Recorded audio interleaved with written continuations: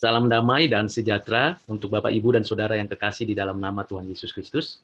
Mari kita melanjutkan pembacaan dan pembelajaran dari firman Tuhan dari kitab Keluaran pasal 17 ayat 1 sampai dengan 7.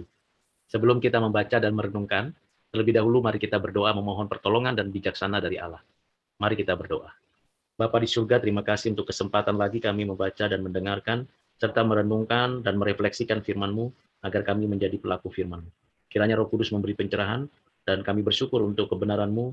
Biarlah Engkau bimbing kami untuk menjadi orang-orang yang menjadi saksi Tuhan, kehidupan kami semakin diberkati, dan mendapatkan bijaksana dari-Mu. Terima kasih Bapa untuk kebenaran-Mu. Kami berdoa dan bersyukur hanya di dalam nama-Mu Tuhan Yesus. Amin. Kitab Keluaran pasal 17 ayat 1 sampai dengan 7. Demikianlah firman Tuhan. Kemudian berangkatlah segenap jemaah Israel dari padang gurun Sin, berjalan dari tempat persinggahan ke tempat persinggahan, sesuai dengan titah Tuhan, lalu berkemalah mereka di Rafidim. Tetapi di sana tidak ada air untuk diminum bangsa itu. Jadi mulailah mereka itu bertengkar dengan Musa, kata mereka, "Berikanlah air kepada kami, supaya kami dapat minum." Tetapi Musa berkata kepada mereka, "Mengapakah kamu bertengkar dengan aku? Mengapakah kamu mencobai Tuhan? Hauslah bangsa itu akan air di sana." Bersungut-sungutlah bangsa itu kepada Musa dan berkata, "Mengapa pula engkau memimpin kami keluar dari Mesir untuk membunuh kami, anak-anak kami dan ternak kami dengan kehausan?" Lalu berseru-serulah Musa kepada Tuhan. Katanya, "Apakah yang akan kulakukan kepada bangsa ini? Sebentar lagi mereka akan melempari aku dengan batu." Berfirmanlah Tuhan kepada Musa, "Berjalanlah di depan bangsa itu, dan bawalah beserta engkau beberapa orang dari antara para tua-tua Israel. Bawalah juga di tanganmu tongkatmu yang kau pakai memukul sungai Nil, dan pergilah.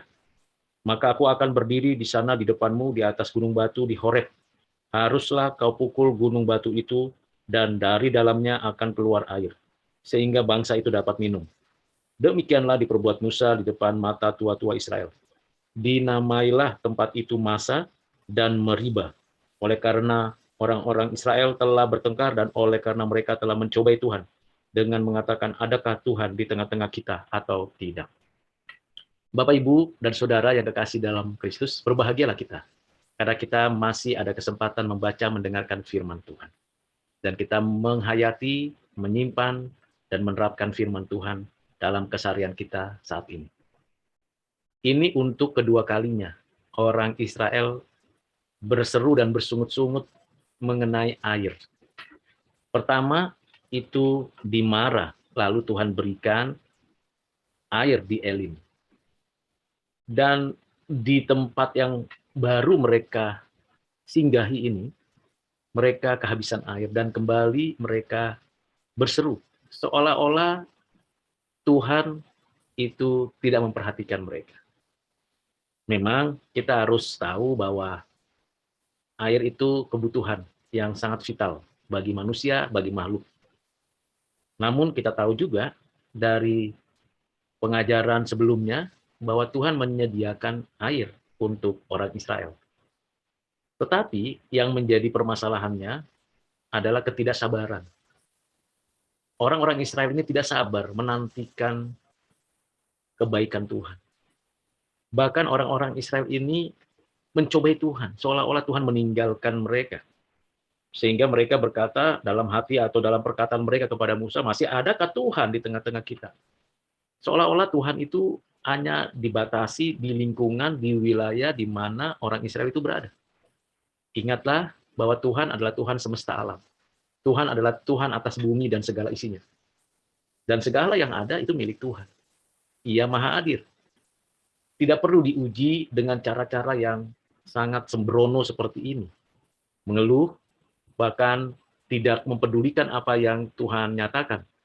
Ini yang terjadi. Bapak, Ibu, dan Saudara yang kasih dalam Kristus, mengapa di sini Musa mengatakan, "Kamu mencobai Tuhan"? Karena tidak sabar menyebabkan mereka menyalahkan Tuhan melalui menyalahkan Musa dengan mengatakan bahwa mereka dibawa keluar dari tanah Mesir untuk mati di padang gurun Sin.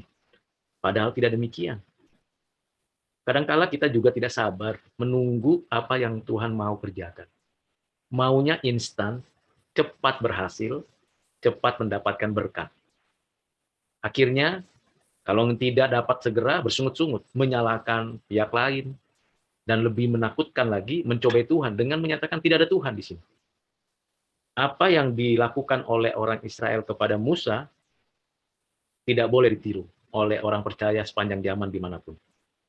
Dan Tuhan adalah Tuhan yang betul-betul panjang sabar dan memperhatikan apa yang menjadi kebutuhan orang Israel ini. Panjang sabar kenapa? Karena Tuhan tidak langsung menghukum orang Israel yang bersungut-sungut dan mencobainya ini. Bahkan Tuhan meminta Musa memukul gunung batu Horeb itu untuk nantinya menyaksikan bagaimana air keluar dari batu tersebut. Sungguh ajaib dan sungguh menakjubkan. Air itu pun keluar dari batu-batu di Horeb itu.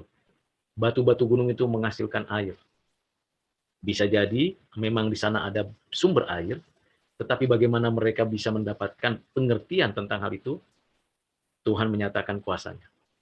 Dan Tuhan memberikan air, sekalipun mereka bersungut-sungut. Tuhan menyaksikan bagaimana mereka mencobai dirinya. Ini disebut kondisinya seperti itu di masa. Dan ketika Tuhan memberikan air, itu disebutnya di Meriba. Bagaimana kita memberikan refleksi terhadap bagian ini? Hal yang pertama yang kita bisa pelajari, bagaimana seharusnya kita sadar bahwa kita berjalan dari tempat persinggahan ke tempat persinggahan, seharusnya kalau sudah dengan titah firman kehendak Tuhan, dan bahkan kita pada waktunya berhenti atau berkemah di satu tempat, kita harus menunggu dengan sabar pimpinan Tuhan. Jangan terburu-buru untuk mengatakan sesuatu kepada Tuhan, atau menyatakan sesuatu kepada orang yang memimpin kita. Tunggu, perhatikan, dan sabar. Sehingga kita tahu langkah berikutnya kemana, dan apa yang harus dilakukan. Kalau kita terburu-buru, dan akhirnya bersungut-sungut, dan ingin cepat dapatkan hasil dari apa yang kita butuhkan, maka yang terjadi adalah kita memarahi orang, kita memaki-maki orang lain, bahkan kita tidak melihat Tuhan lagi yang ada di dalam kehidupan kita, seolah-olah Tuhan meninggalkan kita. Padahal Tuhan menyaksikan kejahatan dan keburukan kita yang begitu rupa. Karena itu jangan cepat-cepat mengambil suatu sikap atau tindakan atau perkataan terhadap situasi, kondisi apapun yang sedang dihadapi. Tenangkan diri, karena di dalam tinggal tenang terdapat kekuatan. Hal yang kedua ialah kita tahu bahwa Tuhan itu baik. Tuhan itu tidak pernah membiarkan umatnya berjalan sendiri. Kita tahu hal itu, karena kita rasakan kehadiran Tuhan dalam kehidupan kita. Tuhanlah yang memimpin dari satu hari demi satu hari, dari satu tempat ke satu tempat. Tuhan jugalah yang memelihara hidup kita sampai saat ini. Tuhan jugalah yang menyatakan kasih dan karunia-Nya kepada kita. Karena itu sadari betul kehadiran Tuhan. Jangan merasa kalau kita sedang sulit, Tuhan tidak ada. Atau kita lagi cemas, kita lagi susah, kita lagi tidak berdaya, kita berteriak, Tuhan di mana Engkau? Itu sesuatu yang menunjukkan kita tidak lagi hidup bergantung kepada Tuhan, tidak beriman kepadanya. Padahal kita punya pengetahuan bahwa Tuhan itu maha adil. Jadi perkataan Tuhan di mana Engkau, itu salah, itu tidak tepat. Tetapi kita seharusnya bertanya dalam diri kita, Tuhan, aku di sini membutuhkan pertolongan. Tuhan, aku bersyukur sampai saat ini bisa melewati kesulitan ini. Tuhan, aku bersyukur mendapatkan berkat dan berkat ini. Itu yang harus kita respon. Bukan marah, bersungut-sungut, lalu gegabah mengambil satu tindakan. Selanjutnya yang terakhir yang perlu kita perhatikan ialah bagaimana Tuhan dengan kuat kuasanya menyatakan kehendaknya. Tuhan mampu menjadikan dari tidak ada menjadi ada. Terlebih lagi, Tuhan mampu untuk menyediakan air dari gunung batu. Bukan hanya roti dari langit dan daging burung puyuh yang disediakan Tuhan, tetapi juga Tuhan menyediakan air dari batu-batu gunung. Ini adalah suatu pembelajaran bagi kita. Yang tidak mungkin bagi Tuhan Allah. Yang mustahil terjadi, bisa terjadi dari Allah. Karena itu berharaplah terus kepada Tuhan akan hal-hal yang mustahil. Kalau ada jalan buntu dan tidak bisa kita tahu caranya lagi untuk keluar dari persoalan hidup ini, minta. Minta kuasa Tuhan, mohon belas kasihan Tuhan, nyatakan kebaikan Tuhan. Biar kita bisa lihat bagaimana Tuhan mengeluarkan air dari batu-batu gunung itu. Kiranya dengan firman Tuhan dan pembelajaran firman pada hari ini, menolong kita, Bapak, Ibu, Saudara, dan saya, untuk terus dan menerus tidak bosan-bosan untuk tetap bersyukur, bergantung kepada Tuhan, dan bersabar menantikan Tuhan berkarya dalam hidup kita. Mari kita berdoa sekali lagi. Bapak, terima kasih untuk pengajaran mengenai air yang kami butuhkan. Apa yang Tuhan sediakan, ajar kami sabar untuk mendapatkannya. Dan bentuklah kami untuk kami diperlengkapi dengan hikmat darimu. Ajar kami tidak gegabah dan sembarangan mengucapkan kata-kata kepadamu. Ajar kami tenang dan bergantung kepadamu, karena Engkau menyediakan kami segala yang dibutuhkan. Tidak ada yang mustahil bagimu, Tuhan.